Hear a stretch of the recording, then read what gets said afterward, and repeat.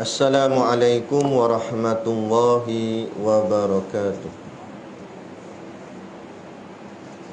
Ila hadrati Sayyidina wa Habibina wa Syafi'ina Muhammadin sallallahu alaihi wasallam, wa ila arwahi abaihi wa ikhwanihi minal anbiya'i wal mursalin, salawatullahi wassalamuhu alaihi wa alaihim ajma'in, wa ala ali kulli wassahabati wal qarabati ajma'in, wa khususan ila hadrati al-alim al-alamah al-syaikh Abdul Ghani Yahya wa Syaikh Umar Yusuf, syai'ul lillahi lahumul fatihah. A'udzu billahi minasyaitonir rajim. Bismillahirrahmanirrahim. Alhamdulillahi rabbil alamin, arrahmanir rahim, maliki yaumiddin, iyyaka na'budu wa iyyaka nasta'in, ihdinas siratal mustaqim, siratal ladzina an'amta 'alaihim ghairil maghdubi 'alaihim waladdallin.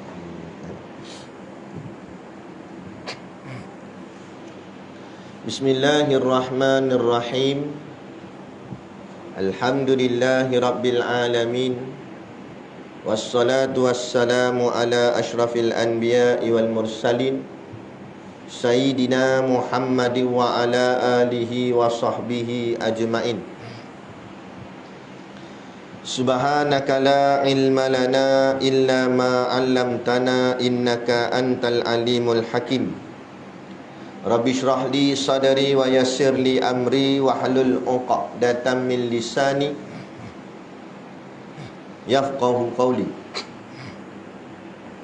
Wala haula wala quwwata illa billahil aliyyil azim. Amma ba'. Alhamdulillah, kita sama-sama panjatkan syukur kehadiratillah subhanahu wa ta'ala, yang dengan limpah dan kurnianya diizin oleh Allah subhanahu wa ta'ala pada kita pada malam ini untuk sama-sama kita meneruskan lagi pengajian kitab kita, iaitulah kitab Risalatut Tauhid. Moga-moga dengan pengajian ini akan mengukuh dan meneguhkan akan keimanan dan ketakwaan kita kepada Allah Subhanahu wa taala. Maka dengan jalan iman dan takwa itulah Allah akan menempatkan kita di dalam syurganya nanti di hari akhirat kelak, insya-Allah. Amin ya rabbal alamin.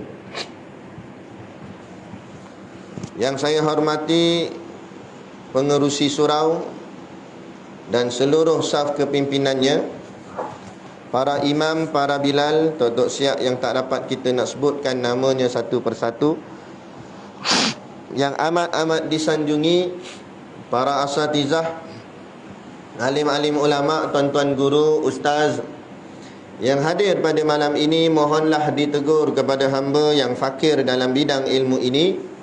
Sekiranya apa yang disampaikan dan dikongsikan ada salah dan silapnya, yang kita kasihi ayah-ayah, pemuda-pemuda muslimin yang dirahmati Allah sekalian. Ada kitab dah. Ada kitab dah. Baik. Jadi kita nak mulakan pengajian kitab kita ni. Muka surat depan sekali lah. Ada dia tulis situ Bismillahirrahmanirrahim. Jadi kita akan syarah Bismillahirrahmanirrahim tu sebagai muqaddimah kitab. Ya? Kita ngaji cara pondok. Tak apalah tuan-tuan tak masuk pondok. Masuk pondok macam mana, kerja ada apa semua tak? Kita bawa pondok tu keluar ke tempat tuan-tuan. Ni kita memondok lah maghrib ni. Cuma kita mondok sebulan sekali. Adil lah nak daripada tak ada langsung. Kan? Baik. Bismillahirrahmanirrahim ni ada 19 huruf. Ya. Tak saya kira 19 huruf. Ya. Ada 5 kalimah, 5 patah perkataan. 5 patah perkataan, iaitu perkataan yang pertama bi, yang kedua ismi, yang ketiga Allah, yang keempat Ar-Rahman, kelima Ar-Rahim. Tak ada bismillah. Tak ada, tulis sendirilah. Dia tak cetak kot. Yang Rumi dia tak tulis. Yang tu pun sama. Dia ada 2 keluaran kan. Tu depan dia sama macam saya. Sama. Yang ni ada. Yang tu tak ada. Tak apa, yang tak ada tu bayang-bayangkan macam ada.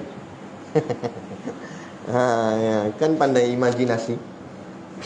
Baik, bismillahirrahmanirrahim ada 5 patah tadi sebut dah. Bi, ismi, Allah, Ar-Rahman, Ar-Rahim. InsyaAllah kita hurai satu persatu. Pertama sekali kita pergi kat bi tu. Ba baris bawah bi. Tapi kalau pun tak ada dalam kitab tu, semua tahu tulisan bismillahirrahmanirrahim macam ni kan. Biasa tengok dah. Kalau suruh tulis pun boleh tulis tak? Ke tak boleh tulis? Kena rajin-rajin belajar kan. Bismillah pun tak boleh tulis, nanya kita kan. Simple je. Ba baris bawah bi. Okey, bi tu dia tak boleh jadi baris lain. Dia tak boleh jadi ba ke bu ke, tak boleh. Dia mesti bi, sebab dia haraf ma'ani, bukan haraf mabni. Itu kalau mengaji ilmu alat lah, ilmu bahasa Arab. Tapi ringkas cerita, bi tu maknanya dengan. Bi tu maknanya dengan. Kalau kita baca ayat Quran atau hadis Nabi, kita jumpa ada bi. Selalunya maknanya tu dengan. Contohlah, a'udzubillah kan. Kita jumpa a'udzubillah. A'udzu, aku berlindung. Bi dengan Allah. A'udzubillah, aku berlindung dengan Allah. Jadi bi tu maknanya dengan. Cumanya itu baru makna umum, orang awam kita faham dengan. Tapi ulama ni dahsyat, dia alim kan, ilmu banyak. Dia tak main situ je, dia main dalam lagi. Macam kita lah, tak pandai berenang, kita main tepi-tepi sudah lah. Jangan sampai tengah lemas. Tapi kalau orang hebat, orang terror, memang main tengah, siap scuba lagi. Bawa dengan tong-tong sekali masuk dalam bawah tanah kan, dalam air tu. Sama juga dalam bab ni, kita orang awam biasa-biasa sudah lah, faham bi tu makna dengan sudah lah. Tapi ulama' tak, dia kupas dalam. Jadi dia kupas makna dengan tu, bi tu fungsi apa. Dia kaji pula fungsi dia apa. Sebab fungsi bi tu ada banyak. Ada yang dengan makna musahabah, ada dengan makna musta'inan. Tu ulama' kaji. Jadi ulama' jawab, pada bismillahirrahmanirrahim ini, bi tu fungsinya fungsi musahabah. Makna musahabah ialah kebersamaan. Makna musahabah tu maknanya kebersamaan. Kebersamaan apa? Untuk mendapatkan tabarrukun, yakni tabarruk, yakni berkat. Jadi maknalah dia, bila kita sebut bismillah, maknanya dengan bersama berkat daripada Allah. Maksud lebih kurang macam tu. Kita buat apa-apa kan, kita baca bismillah. Sebab tu dalam hadis Nabi kata, kullu amrin dhibalin la yubda'u fihi bi bismillahirrahmanirrahim fahuwa aqta'. Apa makna dia? Kullu amrin, setiap urusan, setiap perkara yang kita buat, dhibalin, yang perkara itu mempunyai balin, yakni kebaikan. Setiap perbuatan yang ada kebaikan, la yubda'u fihi, kita tak mulakan dengannya bi bismillahirrahmanirrahim. Dengan bismillahirrahmanirrahim, kalau benda baik kita tak mulakan dengan bismillah, maka jawab Nabi, fahuwa aqta', maka perbuatan kita itu akan aqta'. Apa aqta'? Aqta' maknanya terpotong ataupun terputus. Apa yang potong, apa yang putus? Barakah, keberkatan. Jadi bila buat satu perkara yang baik, mulakan dengan baca bismillah, supaya perkara yang baik kita buat tu beroleh berkat. Kenapa nak berkat? Apa pentingnya berkat? Apa makna berkat? Makna berkat ziyadatul khair, bertambah-tambah kebaikan. Dan kalau benda baik, kita mesti nak bertambah-tambah lagi, betul tak? Kalau dah naik pangkat, nak naik tak lagi pangkat? Tak payah buat tawaduk lah, mesti nak kan? Dah jadi bos, nak atas lagi daripada bos lagi, kan? Dah jadi manager, tak mau, tak puas hati, nak general manager pula, atas lagi, kan? Gitu. Kalau dah dapat duit, nak lagi duit. Memang itu maknanya bertambah-tambah. Kalau benda baik memang kita nak tambah. Benda sedap, makan nasi lauk sedap, nak tambah tak? Tambah. Air itu rasa manis, sedap, elok, kita pun nak lagi, order lagi sebiji, order lagi secawan. Kenapa? Sebab barang baik, barang elok. Itulah makna barakah. Jadi kebaikan, biar kebaikan kita bertambah. Kita tak nak kebaikan kita macam tu juga. Sebab itu nak tengok hidup kita ni, hidup ni ada berkat ke tak ada berkat. Saya tengok hidup orang lain, tengok hidup kita. Tanda hidup kita ni ada keberkatan, bertambah kebaikan. Dulu tak rajin semayang jemaah di surau, lah ni rajin dah, bertambah baik. Dulu mayang fardu je, orang semayang sunat kita duduk nyanda. Dah sekarang rajin dah semayang sunat. Habis semayang fardu, semayang sunat, dia dah mula beramal. Itu bertambah baik lah tu. Dulu tak macam tu, sekarang makin elok. Makin elok tu bertambah baik.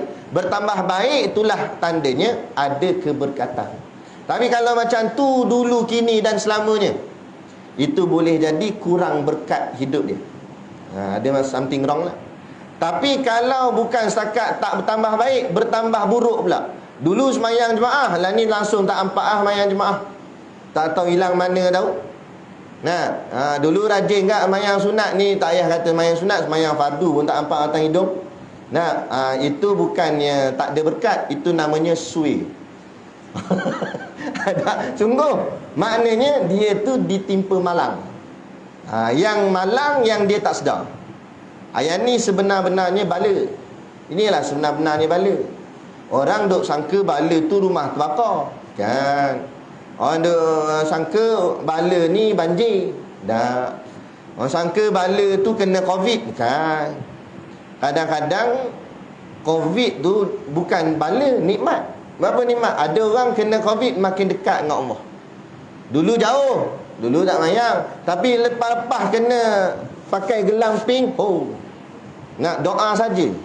Istighfar saja. Nak lepas cabut gelang pink, gantung ni, dia pakai pula tasbih. Nak kuat zikir dah pula dah, sebab dia risau dah, aku ni macam nak mati dah dia tu. Kadang jadi baik, itu nikmat. Kadang ada orang dulu tak pergi ke masjid, lepas rumah terbakar, tidur masjid, rumah tak ada dah. Ada tak? Jadi kadang ada nikmatnya di situ. Itu sebenarnya nikmat, bukan balik.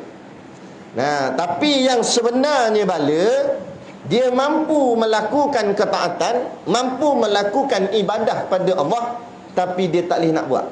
Tak boleh nak buat sebab malas, balok liat. Itu sebenarnya bala. Pada rumah sebelah surau, tempik Tok Bilal azan, mujur tak letak speaker kat bumbung rumah dia. Tak boleh datang dia. Tak boleh datang. Padahal bukan sakit, sihat tubuh badan. Jabat boleh pergi 4 km boleh sampai pejabat. Ni 4 langkah nak sampai surau, tak boleh sampai. Apa? Bala tu. Tu kena bala tu. Dia tak sedar bahawa dia sudah terkena bala. Dia ingat dia steady, dia ingat dia bagus. Sebenarnya dia sudah kena bala daripada Allah. Allah sengaja menjauhkan dia daripada agama dengan Allah tidak memberikan kekuatan agama pada dia. Dia tak ada kekuatan nak melakukan taat. Tapi angkat benda berat boleh, pergi gym boleh dia, angkat besi 10 kilo. Nak angkat selimut bangkit semayang subuh tak boleh. Padahal selimut ni bukan 10 kilo. Nah, tak? Lain lah selimut pakai besi. Boleh tahan kira. Tak, selimut lembik. Itu kata. Lepas tu orang lelaki yang sebenar, lelaki ar-rijal, yang anak jantan, kita panggil dia muslimin, lelaki Islam. Kalau perempuan, kita panggil dia muslimat.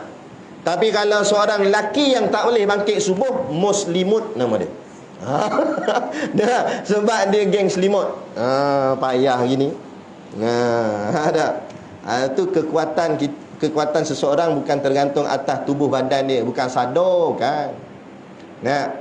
Tapi sebenarnya kekuatan iman dia. Kekuatan rohani dia.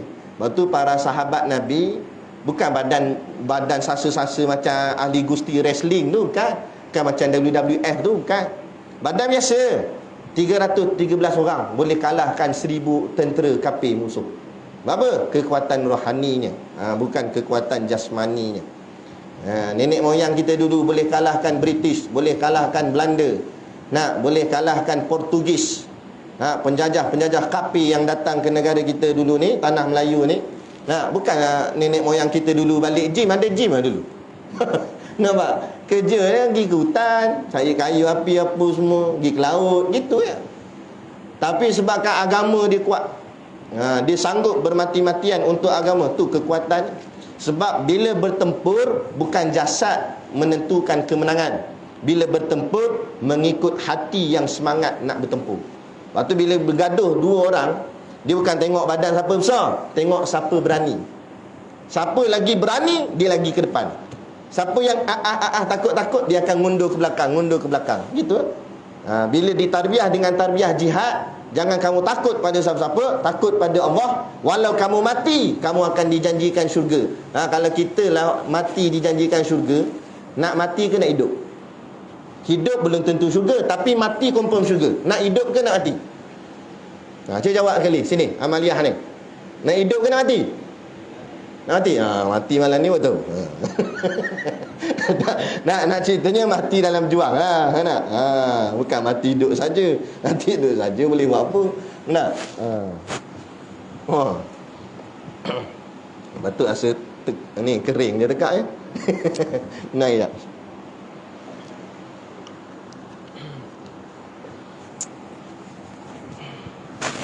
Baik. Kat mana tadi? Bismillah tadi ya. Jadi dengan di sini dengan makna musahabah, dengan makna kebersamaan itu, kita nak kebersamaan itu dengan berkat.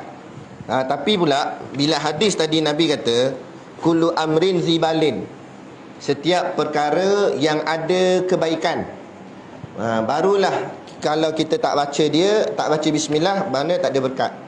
Tapi syarat nak baca bismillah tu mesti zibalin, mesti perkara yang ada kebaikan. Persoalannya, apa tu makna baik? Baik tu apa dia? Kalau sebut baik tu umum, kita tak nak baik pada pandangan manusia, kita nak baik pada pandangan Allah. Baik pandangan manusia tak sama dengan baik pandangan Allah. Betul tak? Kalau baik pandangan manusia, tak curi, tak rompak gitu, kan? Tak pukul orang. Tapi kalau tak semayang, dia kata baik, dia cuma tak semayang je. Betul tak? Pakai seluar pendek, tak baik kata dia, dia cuma pakai seluar pendek je, tapi hati dia baik. Ada tak orang cakap gini? Memanglah baik pada pandanganmu, tapi pandangan Allah baik ke? Kalau pandangan Allah kata baik, takkan Allah haramkan membuka aurat tu?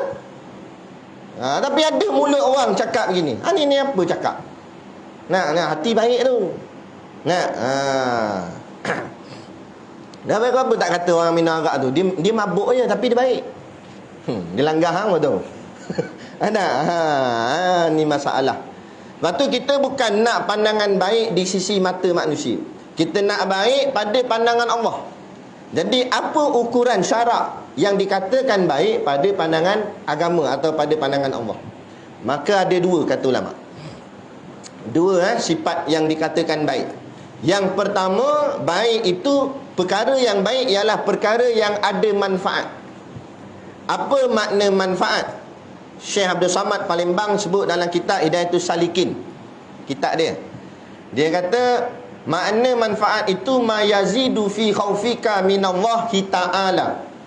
Apa-apa perkara yang kalau kita buat mendatangkan rasa takut kita pada Allah, itu maknanya manfaat. Buatlah apa pun. Kita orang lantik jadi pengurusi surau contoh. Jadi pengurusi tu rasa gah, rasa hebat ke rasa takut dengan Allah? Kalau ada rasa takut dengan Allah, makna jawatan tu akan memanfaatkan kamu, memanfaatkan kita. Kita takut kalau kita buat tak betul, nanti Allah persoal kita. Orang bagi duit sedekah, infak. Kita takut-takut nak guna duit tu, takut guna duit tu pada tempat yang salah. Lepas tu kita buat mesyuarat dulu, tanya nak pakai buat ni boleh tak kita buat gini, persetujuan ramai tak, setuju tak. Kita buat gitu kenapa? Kerana takut. Takut pada? Takut pada Allah. Manfaat dah tu. Buatlah apa pun, kita dapat apa pun, kalau perbuatan itu menyebabkan takut kita dengan Allah makin meningkat, makin lagi jadi risau, rasa takut dengan Allah, itu maknanya apa kita buat tu adalah perkara yang bermanfaat. Faham? Itu. Yang kedua, iaitu berfaedah. Perkara yang baik ialah perkara yang mendatangkan faedah. Soalannya, apa itu faedah? Faidatun bimakna samaratun. Makna faedah ialah samarah. Samarah artinya buah. Apa buah? Apa makna buah? Buah maknanya hasil. Seperti orang menanam pokok, jenis pokok buah. Jangan tanam pokok bunga kertas, nak buah benda ya. Nak tanam pokok buah apa?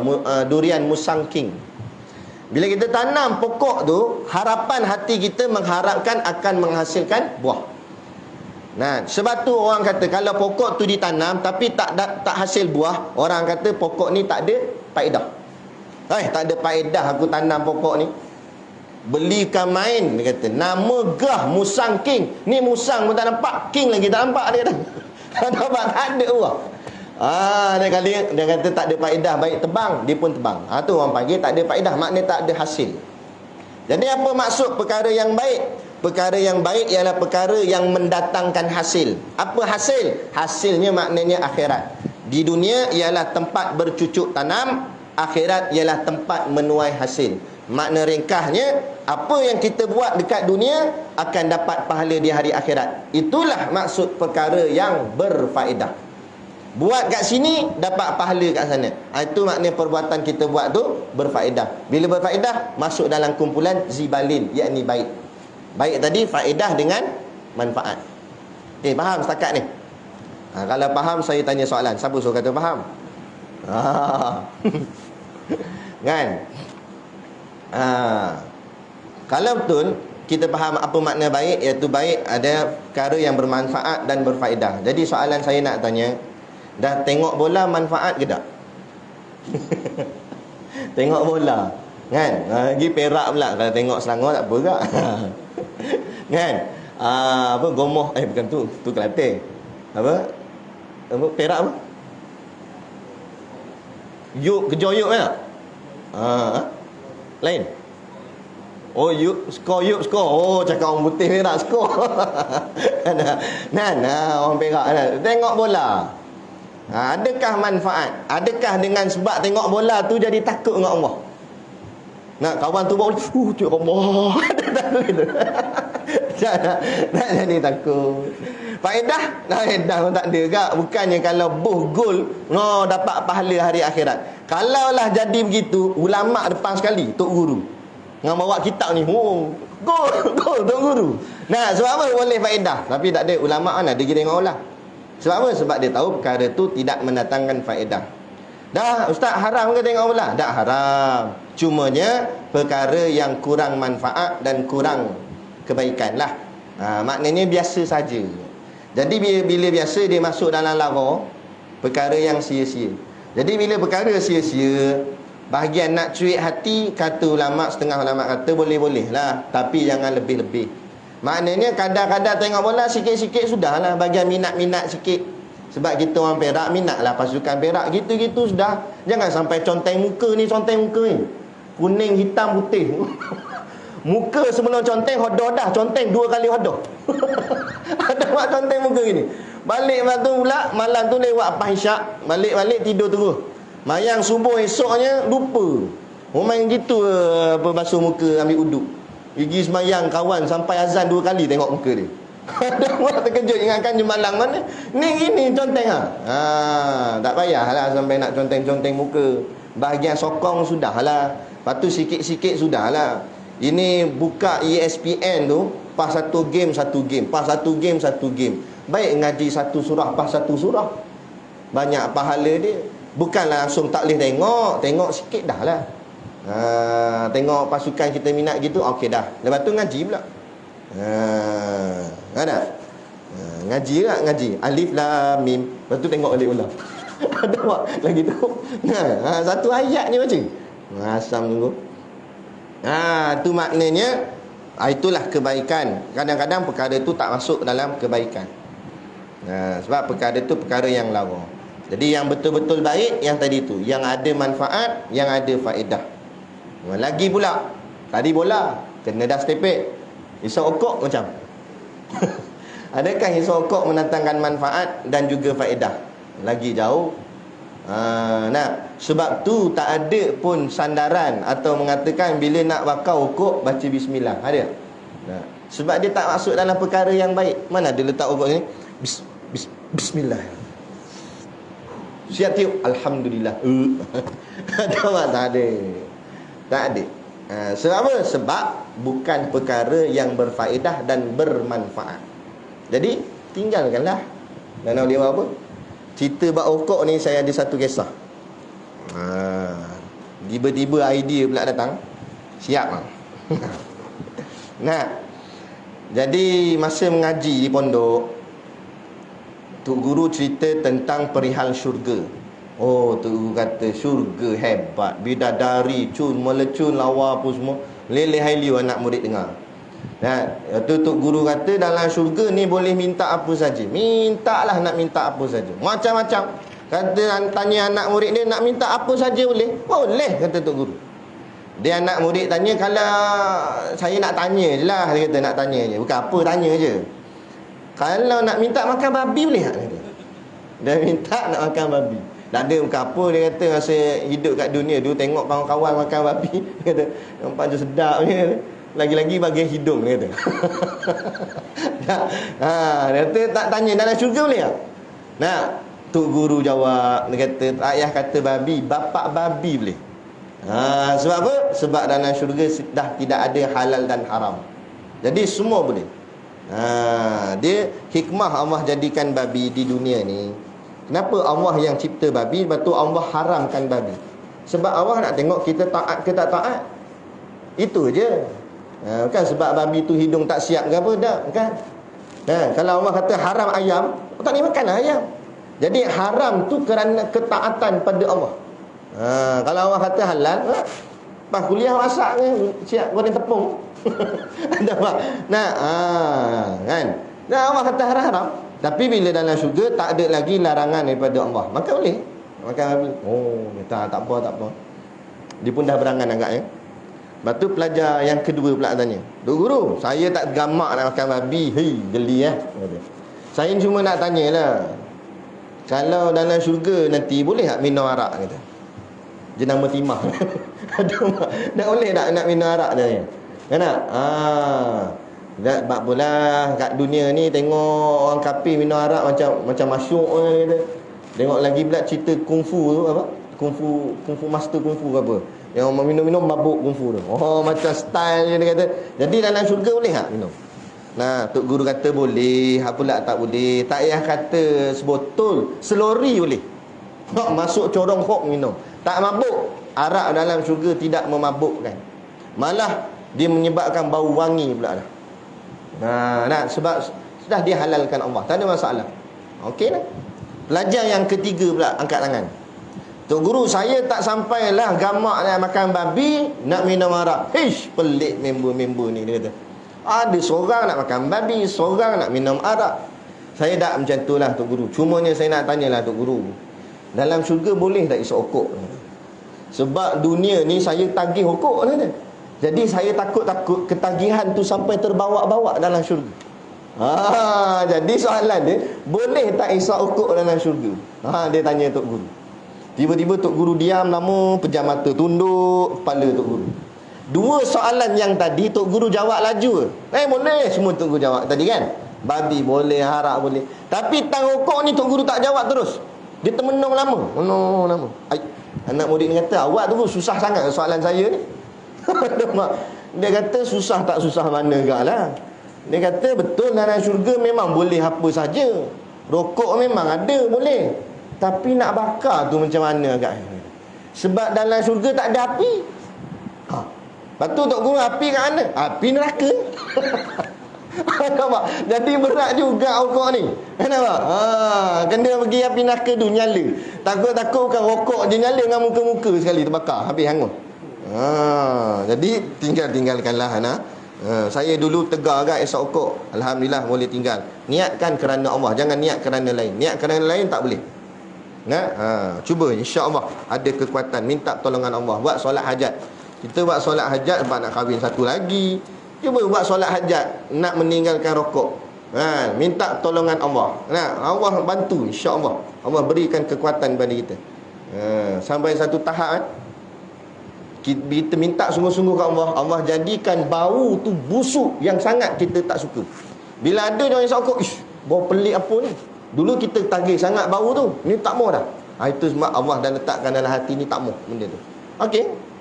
Jadi dia bolehlah tinggal. InsyaAllah minta bantuan daripada Allah. Ada jumpa kawan dia kata, saya berhenti dah Ustaz. Alhamdulillah. Tapi berhenti membeli lah Ustaz. Tapi ngempau rajin lagi dia kata. Wah, hasang tengok. Itu kedekut pahit namanya. Baik. B, jadi makna dengan itu dengan mengharapkan kebersamaan membawa berkat. Jadi kita buat satu benda kebaikan, kita pun baca bismillah, moga-moga mendatangkan keberkatan. Berkat tak berkat, baik tak baik, ada seorang perempuan ni, dia mengamalkan sentiasa baca bismillah. Buat apa pun bismillah, bismillah, bismillah. Kan? Dia baguslah isteri yang solehah, perempuan. Rajin datang kuliah mengaji. Suami balok lihat, suami hantar batu pusing balik rumah. Asamnya suami. Kan? Jadi satu hari bini dia bawa balik, mungkin balik daripada tempat pengajian ke mana. Suami dia ni jahat dia nak perkenakan bini dia. Bahasa kita panggil prank lah. Dia nak prank bini dia. Dia pergi pasar, dia pergi beli ular. Bukan ular mainan, ular sungguh. Dekat Arab memang begitu, ada jual ular. Dia jual ular. Dia beli ular. Dia beli ular, bawa balik rumah. Dia letak ular tu kat dalam bekas gandum. Orang Arab kan makan roti, nak pakai gandum. Dia letak dalam bekas gandum. Letak ular dalam tu. Dia nak kena dengan bini dia, supaya nanti bila bini dia buka, terjerit ni itulah ular gitu. Jadi bila bini dia balik, dia buat baca surat khabar itu. Balik dah. Assalamualaikum bang. Bini solehah. Kan? Aku salam. Aku lapar ni, pergi masak tak? Suami suruh masak. Baik bang. Bini pun pergi dapur. Gigi dapur dia buka penutup bekas gandum. Menjerit bini.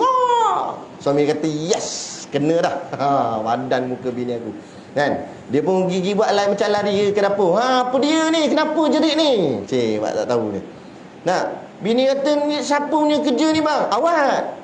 Ni ada emas ni dalam bekas gandum ni. Emas ni. Aku berular lah. Kata kantoi suami ni, bodoh. Aku berular, sungguh aku berular. Dia kata, apa boleh jadi emas lah? Suami dia tengok, sungguh emas. Ketulan emas dalam bekas gandum. Sungguh aku beli ular tadi. Aku tak dalam ni, apa jadi emas ni? Rupanya kerana bini dia sentiasa mengamalkan baca bismillah. Berkat daripada bismillah, Allah jaga keselamatan dia. Walaupun ular, Allah tukar jadi emas. Balik malam ni cuba try. Buh ular dalam periuk nasi. Buka-buka 7 hari 7 malam tahlil. Tak jadi emas. Mati kerah nama dia. Nampak? Sebab apa? Sebab kita baru nak amal. Dia amal lama dah kan? Jadi beramallah baca bismillah. Buat apa pun baca bismillah. InsyaAllah ada kebaikan dan keberkatan. Kita akan rasa sendiri. Nak cerita kat orang tak pandai, tapi bila kita buat, kita akan rasa. Tenang hati, lapang. Kalimah ni besar, nampak je kecil. Baik, itulah fungsi B tadi tu, yakni dengan keberkatan daripada Allah SWT. Kemudian ismi itu maknanya nama. Asalnya ada alif, alif tu dibuang. Ringkas ceritalah, saya tak nak cerita banyak-banyak, takut nanti tuan-tuan tak faham kan? Jadi kita ringkaskan, maknanya alif tu dibuang, dihazafkan untuk memudahkan pembacaan bagi orang Arab. Maka disambung, jadilah dia bismi. Kenapa dia baris bawah mi tu? Kerana B tu adalah haraf jar.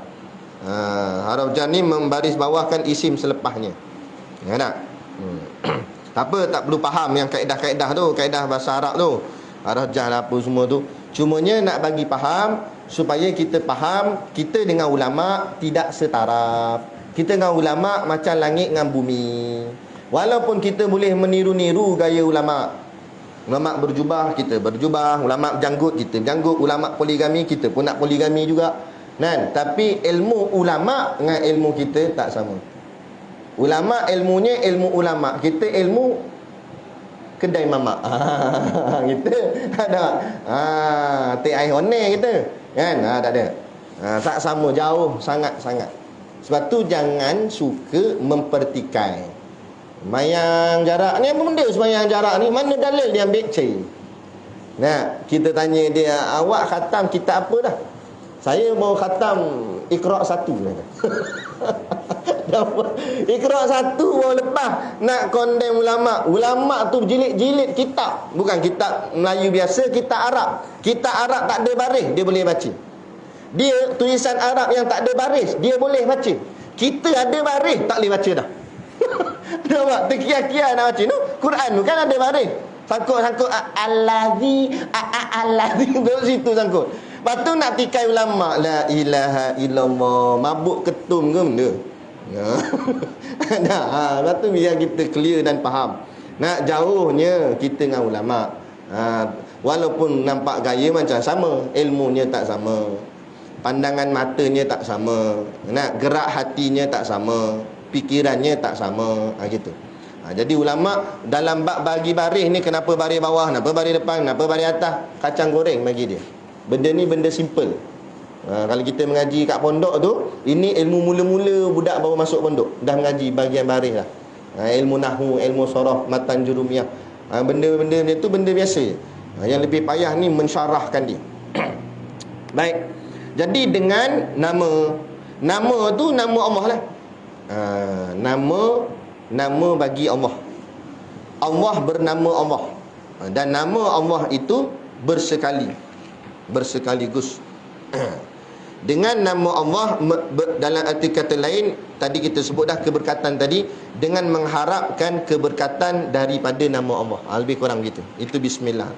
Kerana nama Allah, namanya saja sudah ada barakah, apatah lagi dirinya, zatnya.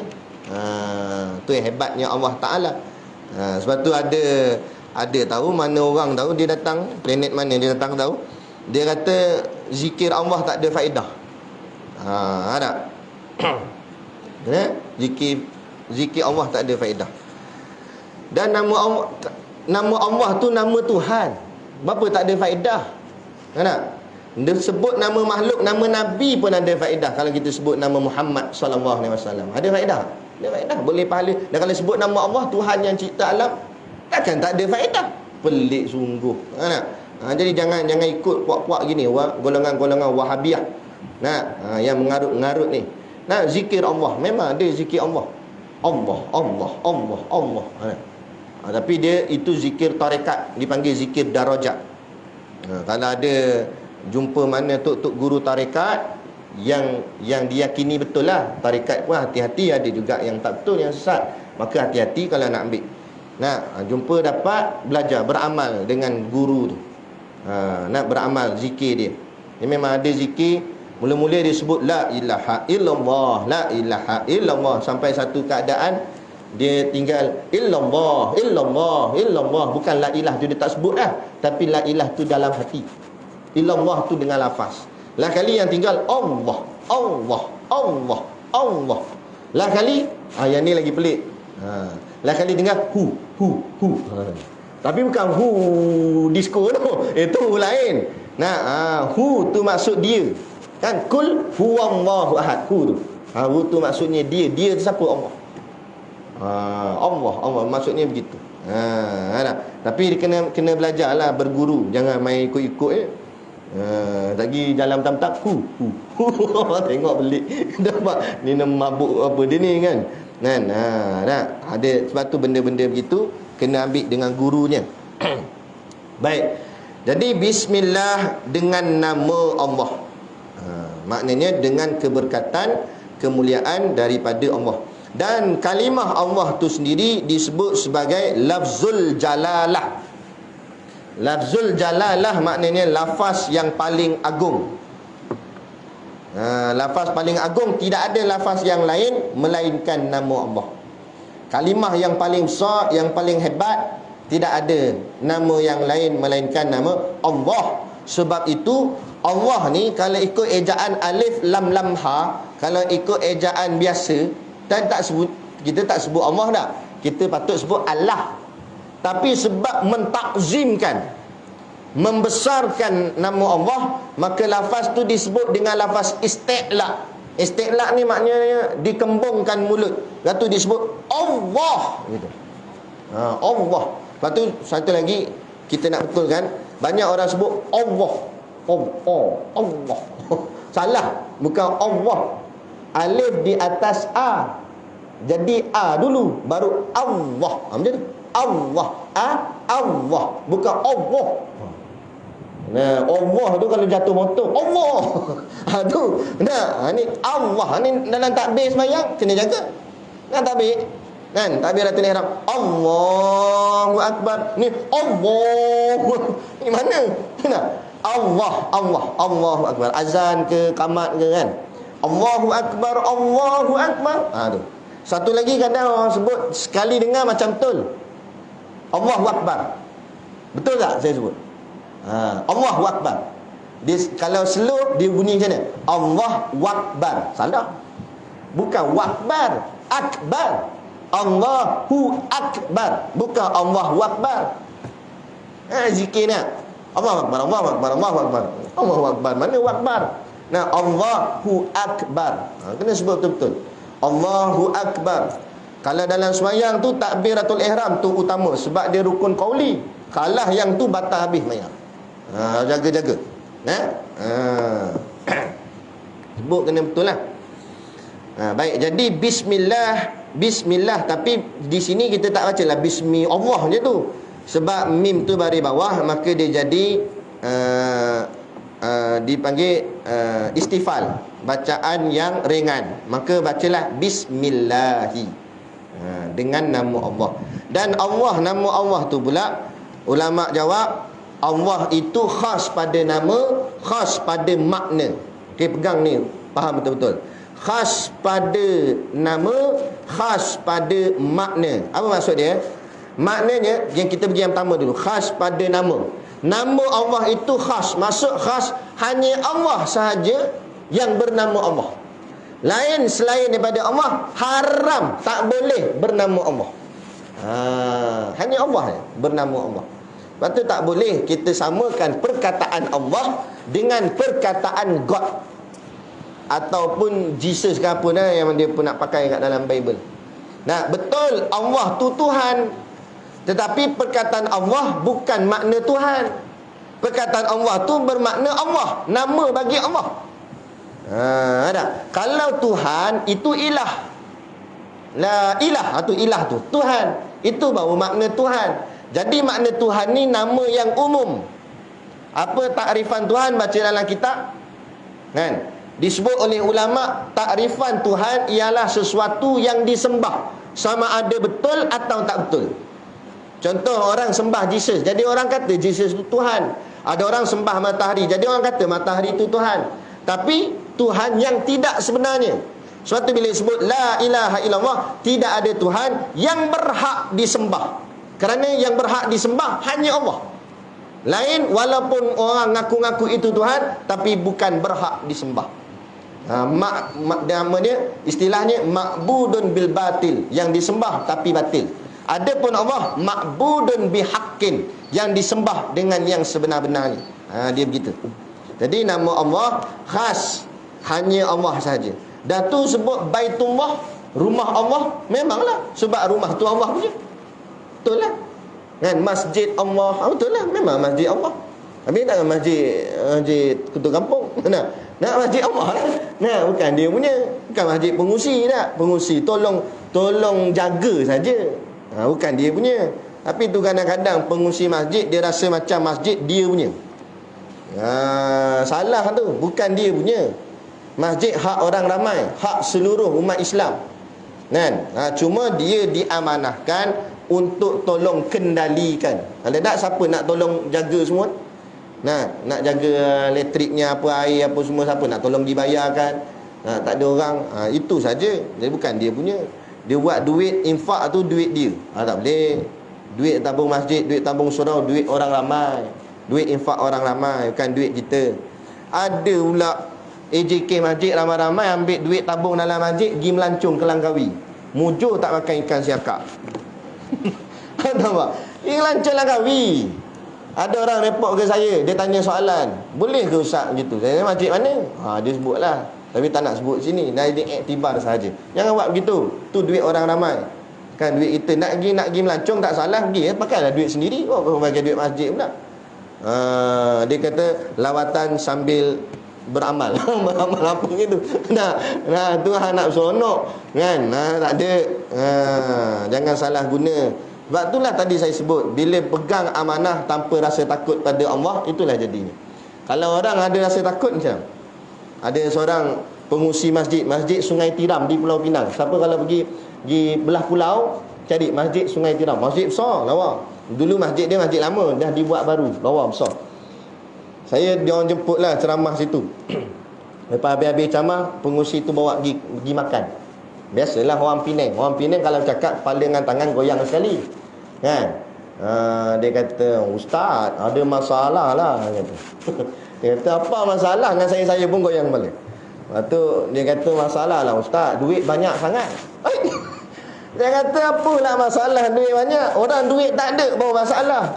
Dah Ustaz, kalau duit tak ada masalah. Asal pula? Dia tadi, yalah duit tak ada, Allah tak ada tanya saya. Sebab duit tak ada, Allah tak tanya kenapa tak buat program. Nak buat program macam mana duit tak ada? Tapi ni sebab duit banyak, Allah akan tanya saya. Dia kata, ni duit banyak ni, mu buat apa? Mu tak imarah masjid, tak buat program, tak buat program ceramah, tak buat program ni, tak buat program kebajikan. Ni duit banyak, mu nak buat benda?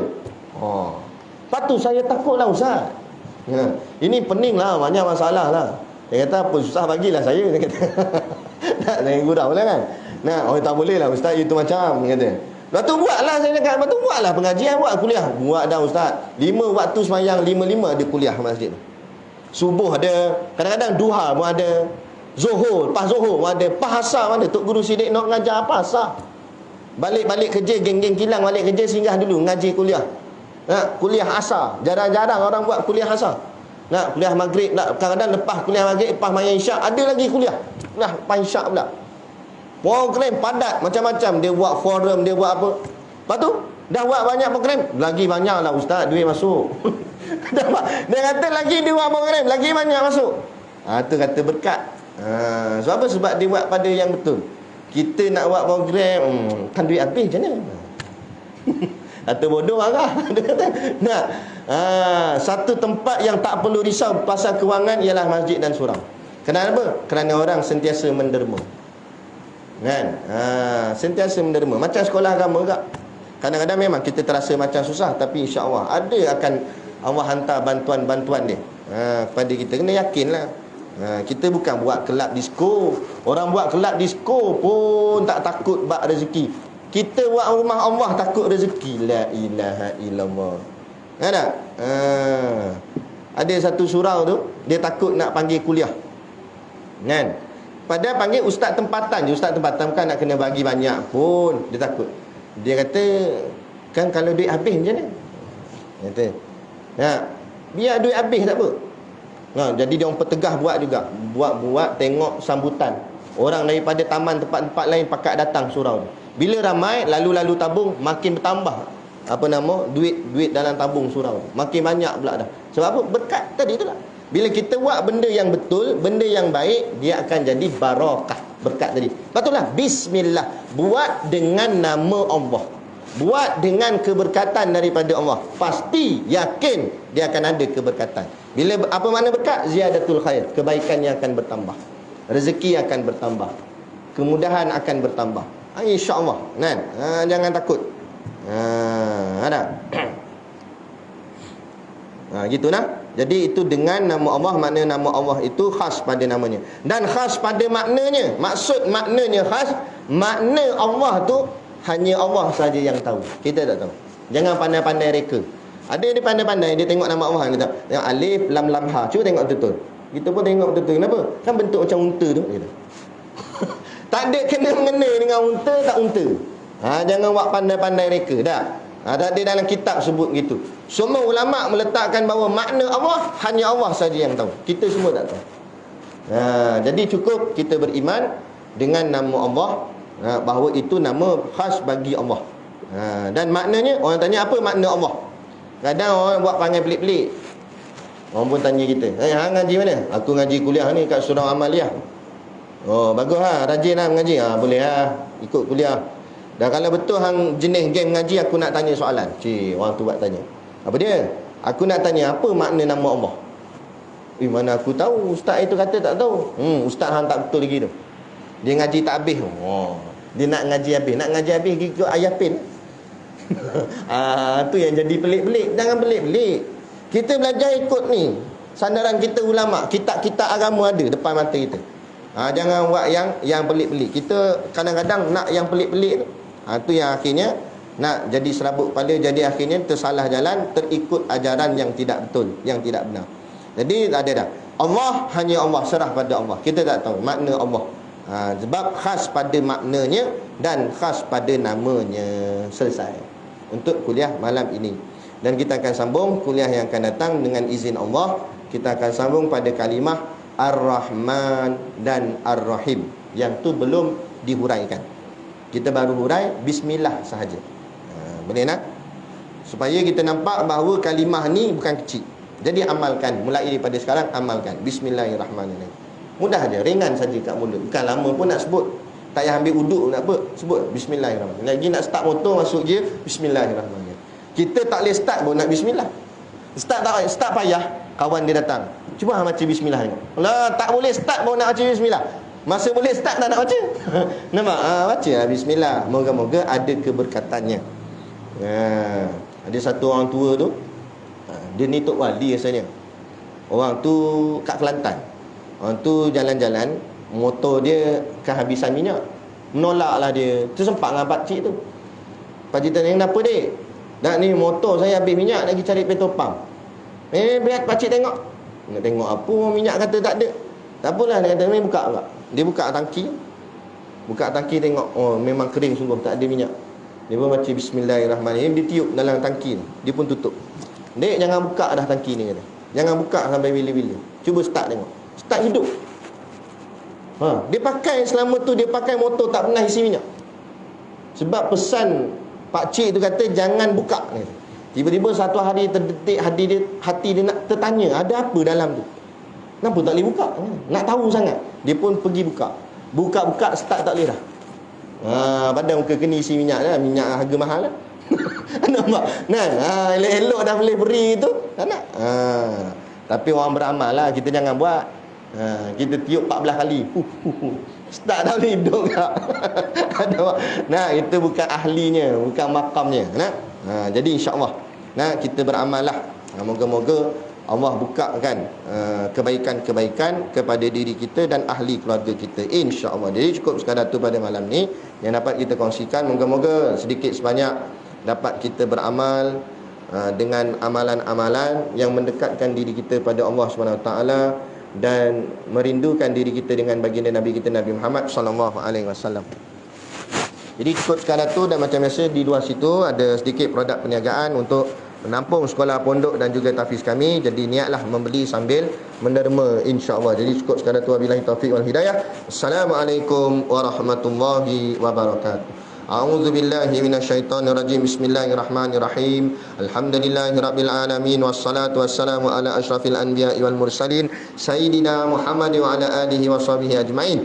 Allahumma taqabbal minna salatana wa du'aana innaka antas samiul alim wa tub alaina innaka antat tawwabur rahim. Allahumma ja'al dinana dinan nabiy Muhammadin sallallahu alaihi wasallam wa islamana islamal muslimin wa imanana imanal mu'minin wa salatana salatal khashiin wa a'malana a'malas solihin wa niyatana niyatal mukhlisin wa dhunubana ya Allah dhunubal mustaghfirin wa hayatana hayatal ulama wa mautana bimautis syuhada wa adkhilnal jannata ma'al anbiya'i alaihimus salatu wassalam. Rabbana atina fid dunya hasanah wa fil akhirati hasanah wa qina adzabannar wa qina adzabannar wa qina adzabannar. Wa sallallahu ala khairi khalqihi sayyidina Muhammad wa ala alihi wa sahbihi wa sallam. Subhana rabbika rabbil izzati amma yasifun wa salamun alal mursalin walhamdulillahi rabbil alamin.